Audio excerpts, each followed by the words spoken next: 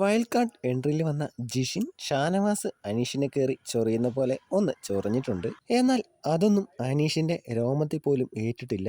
ആശാൻ എല്ലാം കൂളായിട്ട് ഹാൻഡിൽ ചെയ്തു. പുതിയതായി വന്ന 5 പേരും ഒരുമിച്ച് ഒരു സ്ഥലത്ത് തന്നെ നിരന്ന് ഇരിക്കുകയാണ്.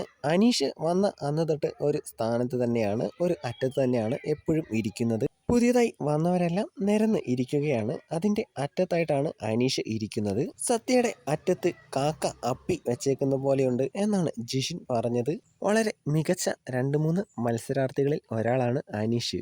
അപ്പോൾ ജിഷിൻ അനീഷിനെ ടാർഗറ്റ് ചെയ്തതിൽ തെറ്റൊന്നുമില്ല. അതുപോലെ തന്നെ പാത്രം കഴുകേണ്ടത് ഒറ്റയ്ക്കാണ്. രാവിലെ അനീഷ് ഒറ്റയ്ക്കാണ് ചെയ്തത്. ഉച്ചയ്ക്ക് ആര്യന്റെ സമയമാണ്. ആ സമയത്ത് ജിസയിലും അവനെ സഹായിക്കാൻ കയറി. അത് ചോദിച്ചപ്പോൾ ജിഷിൻ അവിടെ കയറി അനീഷുമായിട്ട് ഉടക്കി. ഇനി നടക്കാൻ പോകുന്നത് ഷാനവാസ്, ജിഷിൻ ഇവർ ഒന്നിച്ചു നിന്ന് അനീഷിനെ കയറി ചൊറിയും.